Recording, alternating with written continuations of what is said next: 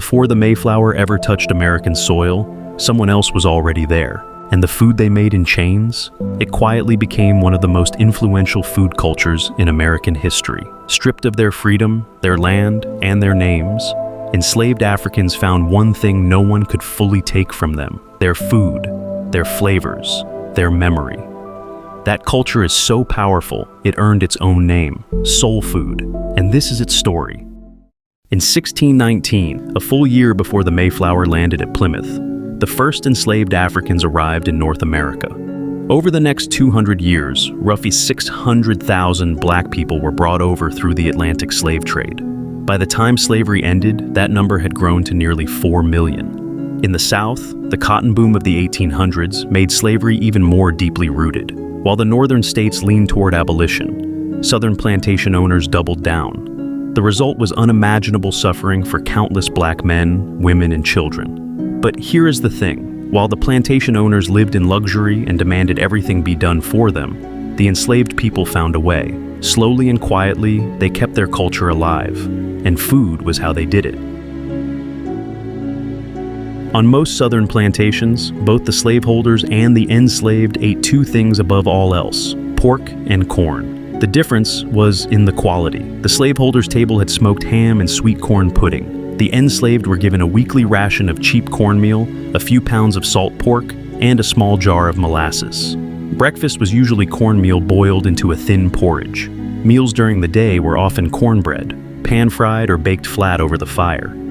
Some people have tried to argue that enslaved workers were fed well, but according to renowned culinary historian Michael Twitty, the ones who ate enough were mostly able-bodied adult men doing heavy labor. The elderly, the children, and pregnant women often didn't have enough to eat at all. Food was given based on how much work a person could produce. It was that simple and that cruel. Because of this, it was common knowledge among enslaved black women to hide small amounts of food inside their braided hair, just in case.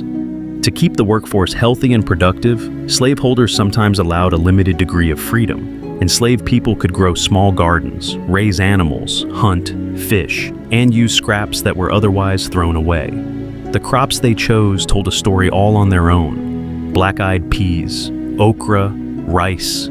These were the foods they knew from West Africa, the foods that felt like home. And these ingredients became the foundation of what we now call soul food.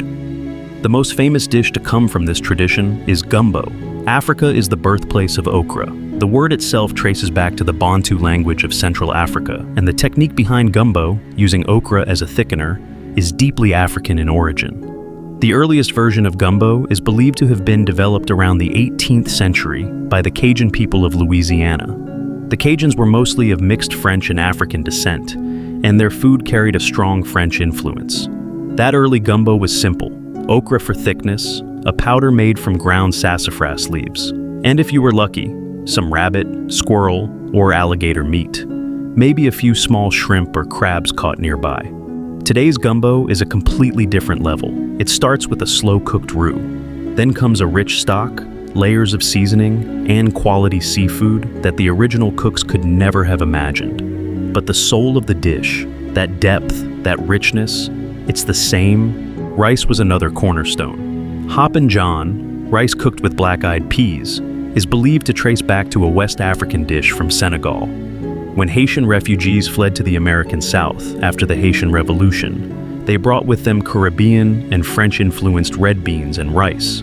Enslaved people brought from Spanish colonies introduced what would become jambalaya, echoing the flavors of Spanish paella.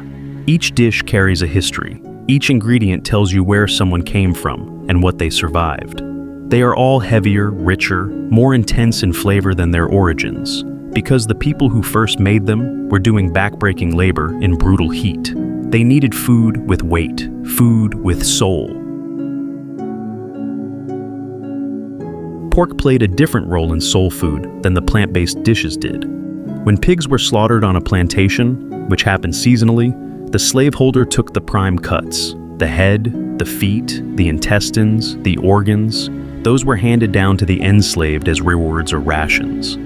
From these scraps came some of the most beloved dishes in Southern cuisine: stewed pig's feet, braised chitlins, slow-cooked pork intestines. These dishes, deeply flavored and carefully prepared, were once just as iconic to New Orleans as its famous crawfish. But as America changed, attitudes shifted. As Black Americans fought for equal rights, some of these dishes became associated with painful history. The worst versions of these prejudices turned them into stereotypes. That's a complex story, but here's what's not complex. If you judge them only by flavor, these are dishes of extraordinary depth, spice, and skill. And then there's fried chicken, and this part of the story is complicated. During slavery, chickens were the one animal that enslaved Black people were actually permitted to raise. Eggs and chicken became the most dependable source of protein in their daily diet. Many even managed to save enough money by selling fried chicken to eventually purchase their own freedom. By all rights, fried chicken should be the proudest symbol of soul food, and for a long time, it was. Then came 1915. A film called The Birth of a Nation was released. By technical standards, it was a landmark production, a 3-hour epic with 12 chapters and some of the most ambitious filmmaking of its era. It was even the first motion picture ever screened at the White House, with President Wilson watching alongside his family and senior officials. But it was also the most disputed and criticized film in American history. Its portrayal of race was deeply offensive, and one particular scene deliberately showed Black politicians behaving in an embarrassing way while eating fried chicken, a scene designed to demean and stereotype. The film reached a massive audience, and gradually, fried chicken was turned into a tool of mockery rather than a symbol of pride. This cultural shift caused lasting damage. Decades later, in 2013, a professional golfer made an offhand public joke connecting Tiger Woods and fried chicken. The response was swift and strong. It showed just how sensitive this history still is. A dish born from hardship, resourcefulness, and the pursuit of freedom had been turned into something uncomfortable, not because of anything wrong with the food itself, but because of how it was used against the people who created it.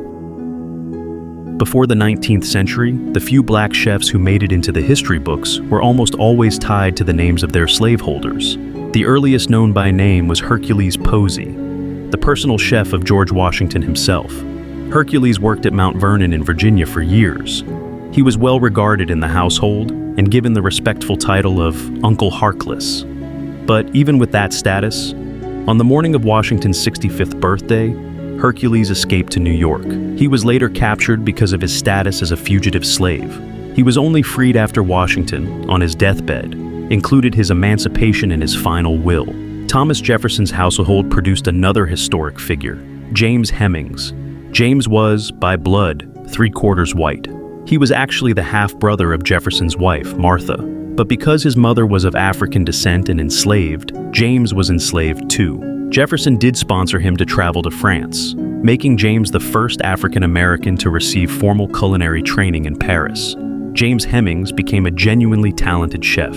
He died by suicide at age 36. The recipes he left behind were reportedly still in use at Jefferson's estate years after his death. By the 19th century, as the enslaved population grew and the legal ground under slavery began to shift, something remarkable started to happen. Truly exceptional Black entrepreneurs and restaurateurs began to emerge. The greatest of them was Thomas Downing, known as the Oyster King of New York. Downing served in the U.S. Army as a young man before arriving in New York around 1820. He started as a street vendor. Through intelligence and relentless work, he climbed until he became one of the wealthiest men in New York City. When Charles Dickens visited America and New York through a banquet in his honor, Thomas Downing's restaurant was chosen to cater it. At his peak, Downing was shipping New York oysters to customers around the world. Queen Victoria herself tasted his oysters. She was so impressed that she had a personal letter sent to him, along with a gold watch as a gift. And yet, despite all of this, Thomas Downing did not legally exist as an American citizen until April 9th, the day the Civil Rights Act was passed. He died the very next day. Soul food was never just food. It was survival. It was memory. It was the quiet, stubborn act of keeping a culture alive when everything else was being taken away. The next time you sit down to a bowl of gumbo, a plate of rice and beans, or a piece of fried chicken, you are tasting something that outlasted slavery, outlasted oppression, and outlasted every attempt to erase it. That's what soul means. And if this story moved you, or taught you something you didn't know before, hit subscribe. Every week we dig into the hidden histories behind the food, the people, and the moments that shape the world we live in. The next story is already waiting for you.